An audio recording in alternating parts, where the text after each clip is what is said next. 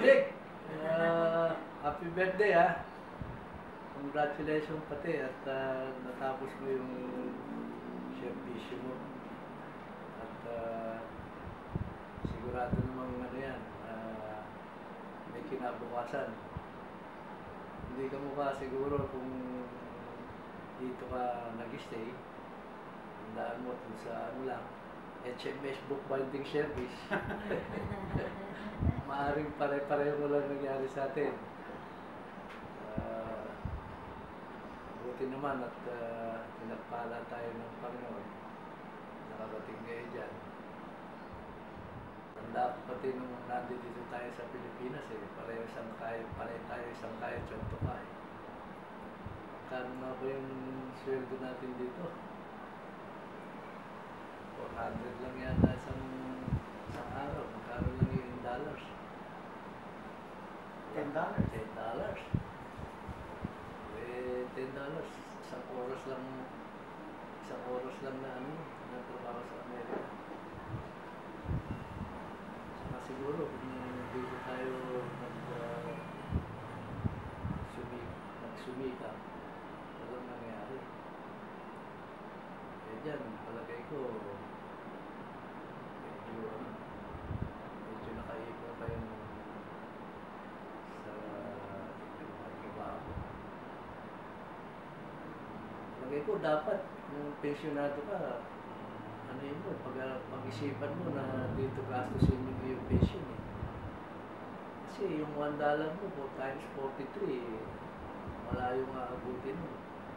Wala ka namang problema kahit mag-stay ka rito ng matagal-tagal, hindi ka obligado na bumalik sa Amerika. Sabi nga, it's more fun in the Philippines. It's more fun. More fun. Para ma-enjoy mo yung mga bagong bukas dito ng mga resorts. Pag nanood ka ng sine dito, ano na ngayon, malapad na yung uupuan mo, pwede ka lang mahiga. Pipindutin mo lang ganun yung buton, dadating sa iyo popcorn, tsaka drinks. Eat all you can, drink all you can. Kaya lang, 500 yata ang bayad. Ano lang yun, $10 lang yun. Wala mo ng bulsa mo, kaya mo ngayon dito yun. Malapit lang. Pag wala dito sa amin, hanggang doon, wala pa 10 minuto. Kaya, yun ang ano ko. Kasi nung nandito tayo sa Pilipinas ito, kahit bagay, kahit na naman medyo naghihirap tayo, masaya pa rin, marami pa rin tayo masasayang ano dito. Happiness. Ganun yata ang buhay. Kasi nakikita ko yung mga mahihirap dito, kahit na isang beses na lang kumakain mag-hapon, nakakatawa pa yan.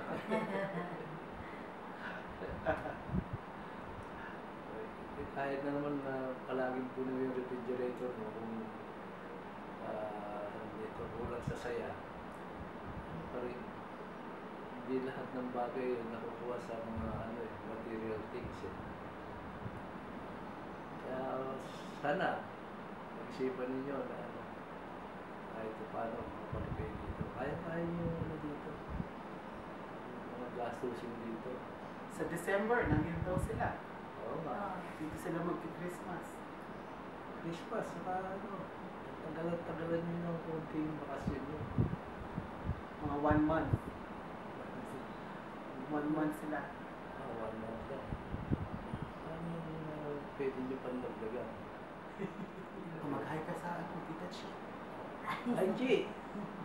Ito, retirado na rin to. Pero alam po, ano naman to ano rin siya, masipag din mag-therapy sa sarili niya. Ano yung request mo dun sa next reunion natin? Huwag nang maghintay ng 2015, 2016? Oo. Mas maaga, maski after 1 year mo lang, sa kaya ninyo. Ito ba yung pera na yan? Importante, kahit walang naman ang bulsa, masaya. Yeah. So ano na, 2013 na. Mas ka. Pagkatapos mo, another one, 2015 ulit. So, isang 2013, isang 2015. Okay. Okay, sige. Nick, happy birthday ha. Happy birthday to you. Happy birthday to you. Happy birthday, happy birthday. Happy birthday to you. Okay. Bye-bye. We love you.